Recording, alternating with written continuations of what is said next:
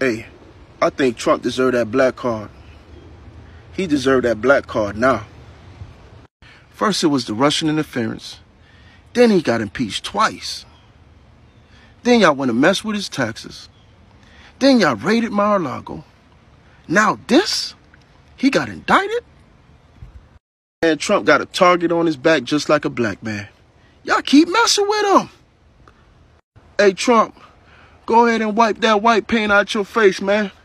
You black now. You good in the hood. As far as I know, Trump is black. He pardoned Kodak Black. He blacker than Obama. See, I remember Bush Sr. All he gave was war and prison time. Clinton, he told everybody he smoked weed, played the saxophone. Bush Jr., 9/11, war. Obama, more prison and a new gender. Trump, money, money, money. Biden, war, recession. The last time I voted Democrat was in 2008, and he betrayed us. But now, 18 more months from now, hey, Trump, you got my vote. Trying to get people's thoughts on the Donald Trump mugshot. What are your thoughts? Hey, fuck Joe Biden. Fuck the Democrats. Well, he's a dog. He's a dog. You gotta let him out of the cage for once, for real. That mugshot is fire as fuck. Hey, his policies that he's gonna run on, fire. Facts. His everything that he's gonna run on, fire. That mugshot, fire. His golf game, fire. Facts. Hey, Joe can't play golf. He's a dog. Joe can't play golf. Joe can't. He can't do anything. He can't even stand up straight. That's my president, Donald Trump. Look, he's not a great person, but president-wise, that was a good president. You think he should be free? Free him. Facts. You voting for him? Free Donald Trump. I'm voting for Donald Trump. He freed Kodak, so someone's got to free him. First black president, for real. Yeah. BLM. BLM. Boy, oh boy, oh boy, oh boy, oh boy. The mainstream liberal media is not going to like this story right here. They're not going to like this story right here because it is yet again another indication that what we all knew would happen following Trump's mugshot would happen, which is that it would backfire. And it most certainly has, at the very least, when it comes to the amount of cash that the Trump campaign has raised. Apparently, they have raked in $7.1 million in fundraising since the mugshot was taken Thursday, Fox News confirms. And it's expected that they're going to raise more than $20 million in the next few days from that mugshot, which, again, is an epic backfire on the mainstream liberal media and the Democrats and the woke prosecutors going after Trump. Because with that cash, this man can do a whole lot of things, okay? He can do a whole lot of things with that cash. And it also is an indication of how much people are supporting the president during this time, right? Their support for him, despite the fact that he now has a mugshot. He's been indicted 4 times. And the Democrats and the deep state are trying their best to send the man to jail, okay? But the people are showing their support and standing behind the former president regardless of the attacks against him. And again, this is just a wonderful thing and a fascinating thing to behold. So I want to talk about it because, again, this is another indication that this is going to backfire, right? I don't think that this is going to turn out the way that the mainstream liberal media thinks that it is. And that's part of the reason why you now see the backup plan that I told you guys was going to be the backup plan like a few months ago, which is that, hey, they're going to try to disqualify Trump or take him out of the race based off a liberal interpretation of the 14th Amendment. You're seeing that being talked about a lot more now. And the reason why is because they know that that's probably the only way they are going to be able to stop this guy. And I'm not even sure if that would stop Trump. 2024 presidential candidate Asa Hutchinson, who will join me in a bit, he says that Donald Trump might be disqualified from holding office based on the 14th Amendment, which says that U.S. officials who engage in insurrection or rebellion or aid and comfort them cannot hold office again. You were not only an impeachment manager in the January 6th impeachment of Donald Trump, you are a constitutional scholar. So do you agree with Asa Hutchinson on this? Well, absolutely. And we've been saying all along that Section 3 of the 14th Amendment presents a clear and unequivocal statement that anyone who has sworn an oath of office, and by the way, not just a president, but members of Congress and others who hold federal office, who engage in insurrection or rebellion, having sworn an oath to uphold the Constitution against enemies, foreign and domestic, can never serve again in federal or state office. And this was added after the Civil War as a general constitutional principle, and we have to abide by it. Donald Trump was impeached by the House of Representatives for inciting an insurrection against the Union, and then 57 of 100 senators determined as a constitutional fact that Donald Trump had incited an insurrection. So I think you've got robust bicameral, bipartisan majorities that have already established this as a fact. And I agree with the conservative Federalist Society law professors who are out there saying, as well as Mr. Hutchinson, that Donald Trump is disqualified just as if he were running and not a born U.S. citizen, or if he were running and he were 24 years old. Former President Donald Trump is facing a growing list of legal challenges, and now election advocates say a constitutional amendment shows that he shouldn't be allowed to run for office. I believe in the Constitution. Politics can be messy, but before party or any one candidate comes one thing for lawyer and former U.S. Senate candidate Corky Messner, and that's loyalty to the U.S. Constitution. I took an oath to defend the Constitution against all enemies, domestic and foreign.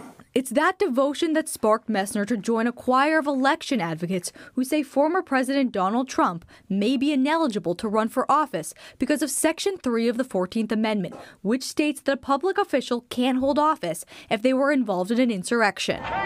Some argue that Trump's alleged efforts to overturn the 2020 election prove that. I think we need to make sure that he is in fact qualified. Messner, who was endorsed by Trump when he ran for office in 2020, is bringing in a New Hampshire-based lawyer and financing the legal challenge himself. On Friday, he met with Secretary of State David Scanlon, who's now figuring out if there's an argument to move forward. When somebody makes a reasoned argument about what those provisions mean, I feel an obligation to at least listen to them. He says a decision like this should be made on facts and not politics. A decision of deciding that somebody is not qualified to run for president is extraordinary, and it really has to be treated with that degree of importance. And the filing period for the primary is quickly approaching. So Secretary Scanlon says he'll be having those conversations with the Attorney General's office to see how this can move forward. In Concord, Ariel Metropolis, WMUR News 9. Yeah, so you seen that, you heard that. I would not be surprised if this conversation about whether or not Trump is allowed to be president again becomes a raging debate, especially as Trump continues to dominate the GOP primary polls. Once he starts to actually win a few states, win a few primaries, I think that the mainstream liberal media and the establishment is going to go into panic mode, and they're really going to be pushing this and saying that, look, we need to take Trump off the ballot, right? Because he's not eligible. Okay, I really do think that this is what's going to be the last-ditch effort, because just throwing him in jail is not going to stop him from being president. Okay, it's not going to stop him. So, again, this is what they really are gunning for here. This is what they really want.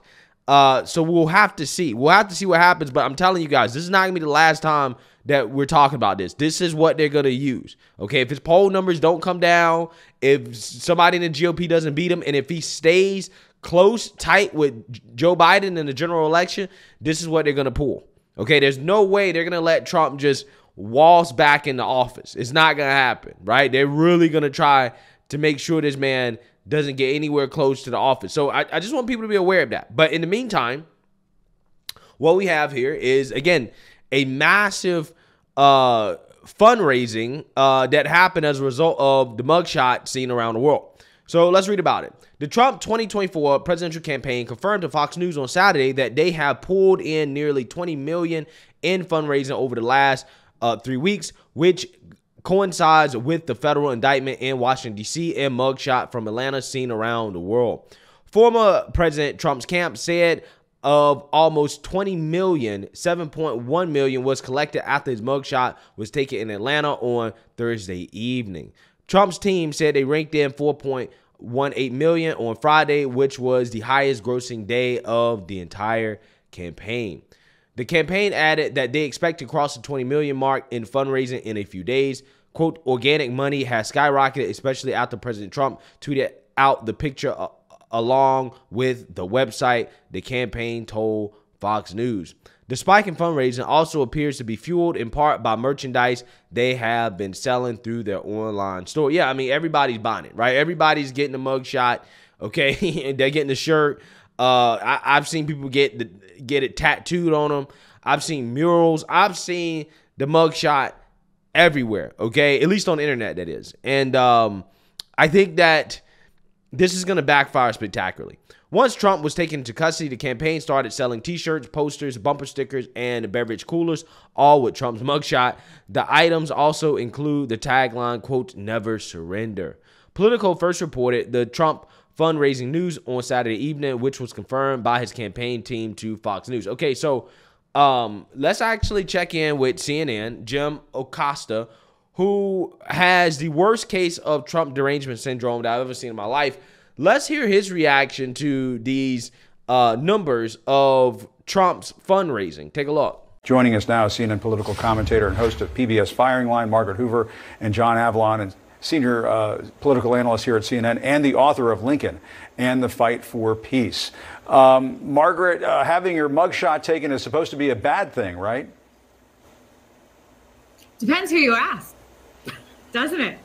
Look, it is definitively a bad thing, Jim. That's sorry to be cheeky about it, but sometimes we just have to do that to make ourselves feel better at night. The truth is, it depends who you ask. If you're a self-identified MAGA Republican primary voter in a red state, you're more likely to give money to Donald Trump when you see that mugshot because you feel that he is your guy and he is being vilified by the system, by a politicized Department of Justice and the like.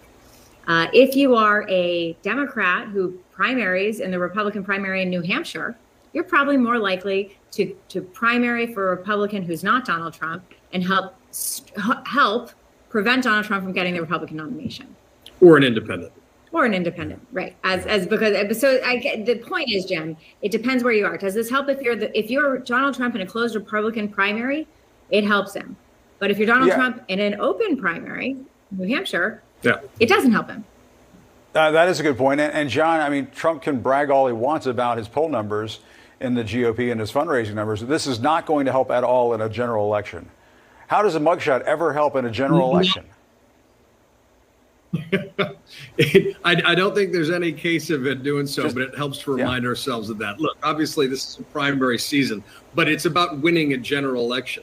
And Donald Trump's poll numbers are already in the cellar among independent voters. I mean, 2/3 of them say they don't want to see him be elected president. So when Nikki Haley, I think, stood out in the last presidential debate by saying that we got to face the fact that Donald Trump's one of the least popular politicians in America, she's right when it comes to when it comes to the overall American electorate.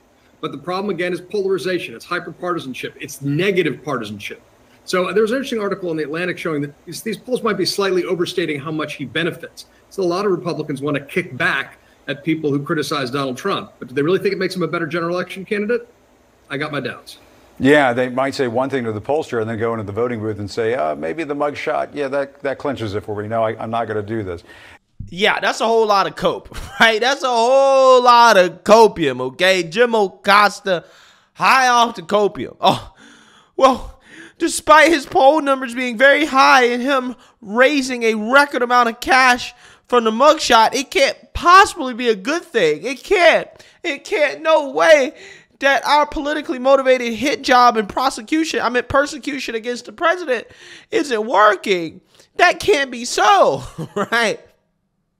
Again, the amount of cope in that clip is absolutely legendary. But again, this is what's happening, right? These people really thought that this mugshot would stop people from supporting the former president, and they're just wrong, okay? The more that they attack Trump, the more they go after Trump, the stronger that the man gets. This is why now they're resorting to the 14th Amendment, okay? That is their last ditch effort, okay? I mean, they're saying that everything with throwing at the man is not working. They wanted to make it seem legit, okay? This is what they want to do. They wanted to throw the indictments at him the January 6th commission. They want to throw all that stuff at him to make it seem legit. Legit in the sense that they're not overtly trying to basically take Trump out of the race, okay? They're trying to say, well, we'll use negative media attention, negative press, the indictments in order to get people just not to vote for him, right? Just you know, if people don't vote for him, then, hey, you know what?